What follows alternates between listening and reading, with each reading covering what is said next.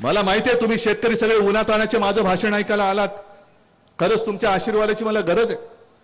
कारण ही लढाई मी माझ्यासाठी नाही लढत, मी तुमच्यासाठी लढाई लढतोय. ही अरे सोयाबीनचा भाव किती बोललात, कापसाचा किती बोललात, बरोबर. आणि गद्दारांचा किती. एकेका गद्दाराला 50 ठोके द्यायला यांच्याकडे पैसे आहेत, पण माझ्या सोयाबीनच्या शेतकऱ्याला द्यायला पैसे नाहीत, कापसाच्या शेतकऱ्याला पैसे द्यायला नाहीये त्यांच्याकडे. जाहिरातीवरती करोडो रुपये उधळतायत, करोडो रुपये बरबटून टाकतायत.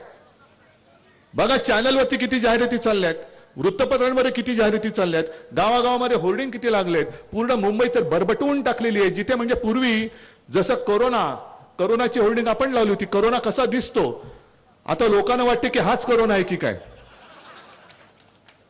एवढं सगळं बरबटून टाकलं. आणलात कुठून हा पैसा. तुम्ही एक तर माझ्या शेतकऱ्याच्या खिशातून अप्रत्यक्ष कर गोळा करतात. बरं तुम्हाला माहितीसाठी सांगतो, महाराष्ट्रामधून आपण केंद्राला जेव्हा 1 रुपया कर म्हणून देतो, तुम्हाला माहिती आहे परत किती येतात. 8 पैसे. 8 पैसे. बाकीचे 92 पैसे कुठे जातात. उद्योग कुठे जातात. सगळ्या नवीन येणाऱ्या कंपन्या कुठे जातात. मुंबईचा हिरे व्यापार आणि आपले गद्दार. मग तुमच्या 7/12वरती कोणाचं नाव येईल. मग चालेल तुम्हाला. मग कधी त्यावेळेला मी येऊन तुमच्याशी बोललो, अरे मी तुम्हाला सांगितलं होतं, वेळ गेली असेल निघून. आत्ताच वेळ आहे की यांची मस्ती आत्ताच तुम्हाला गाडावी लागेल, आत्ताच. आणि एक काळ असा होता, जरूर होता, अगदी स्वतः शिवसेना प्रमुख सांगायचे की देशाला एका मजबूत सरकारची गरज आहे. होय, वाटत होतं तेव्हा, आणि म्हणून आम्ही यांच्या कच्चेपी लागलो. पण आता जे दिसतंय, तुम्ही आमच्या घराणेशाहीवरती बोलताना, अहो तुम्ही आणि तुम्हीच, मी म्हणजे मीच. मोदी आहे की मोदी, दुसरं कोणीच नाही. मोदींचा परिवार म्हणजे एकटे मोदी आणि त्यांची खुर्ची, दुसऱ्या परिवारात कोणीच नाही. मग तुम्ही तुमच्या स्वतःबद्दल जर एवढं बोलत असाल, तुम्ही जर तुमच्या स्वतःच्या प्रेमात एवढं पडला असाल, तर मी माझ्या या कुटुंबाच्या प्रेमात पडलो तर मी कसा गुन्हेगार. आणि मी घराणेशाहीच्या वारशाची मशाल घेऊन मी पुढे जातोय. घराणेशाहीची वारशाची मशाल आहे माझ्याकडे. अहो माझ्या 7 पिढ्या ह्या पूर्वीच्या होत्या ना, त्याचा इतिहास मी तुमच्या समोर ठेवतो. शिवसेना प्रमुख कोण होते तुम्हाला माहिती आहेत.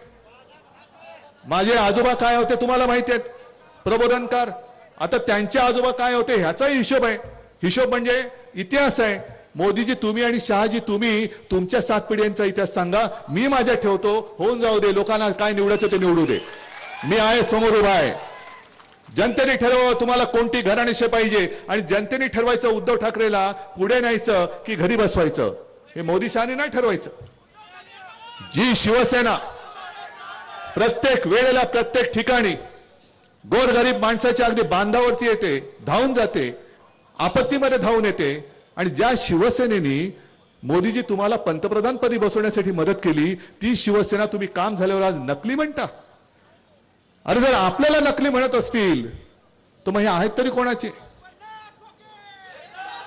आणि हा जो मी विचार जो शेतकऱ्यांनी मला सांगितला, माझ्या मनात तो भिडला की शिवसेनेचा 7/12 ह्यांनी त्या गद्दारांच्या नावावर केला, माझ्या शेतकऱ्याचा केला, आणि सगळ्या यंत्रणा यांच्या हातात ठेवल्या, तरी जातील कुठे.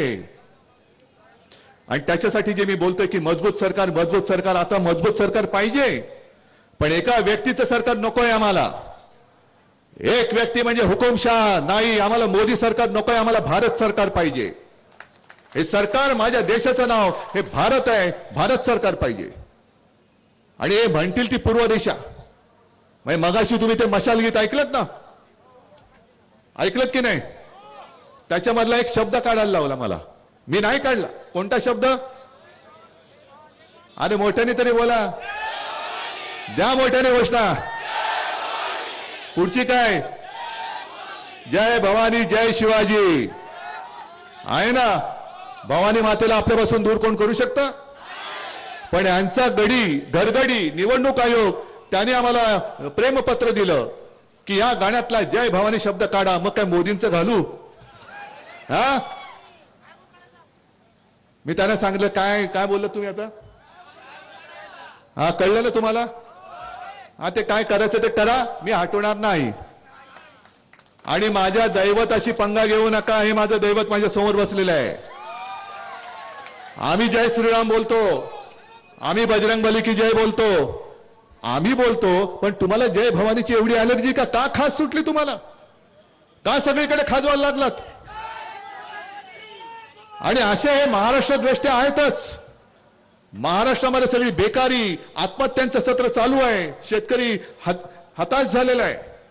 म्हणजे महाराष्ट्राची अस्मिता तर मारायचीच, महाराष्ट्र भिकेला लावायचाच, उद्योगधंदे पळवायचे, शेतकऱ्याला कर्जबाजारी करायचं. पण महाराष्ट्राची अस्मिता सुद्धा जिवंत राहता कामा नये. इथे सुद्धा मोदींचा गजर झाला पाहिजे. तो तुमच्या गुजरातमध्ये करा, महाराष्ट्रामध्ये होणार नाही. यापुढे अजिबात होता कामा नये. आणि काल मी परभणीच्या सभेत तर बोललेलोच आहे. पावसात सुद्धा लोक बसली होती, आज जसे तुम्ही उन्हात बसलेल्या. कालच्या सभेत बोललो होतो मी की या भाजपवाल्यांना कान धरून जय भवानी जय शिवाजी बोलत आता उठा बशा काढायला लावा गेलं. तुमचा महाराष्ट्राबद्दल आकस आहे, तुम्हाला उद्धव ठाकरेला संपवायचं आहे. पण तुम्ही आमच्या दैवताबद्दल सुद्धा आकस ठेवायला लागलात. एवढी मस्ती आली तुमच्यात. आणि एक एक एक एक एक सगळे गद्दार गोळा करतायत. मी तुमच्या समोर येण्याच्या आधी आपल्या बाजूच्या वसंतराव चव्हाणांसाठी प्रेस कॉन्फरन्स घेतली, कारण मी तिकडे आता सभा नाही घेऊ शकलो. म्हणून नांदेडकरांची मी हात जोडून माफी मागितली की मी इच्छा असून सुद्धा सभेसाठी येऊ शकत नाही. पण नांदेडमध्ये जो चिखल झालेला आहे तो यावेळेला तुम्हाला साफ करावा लागेल.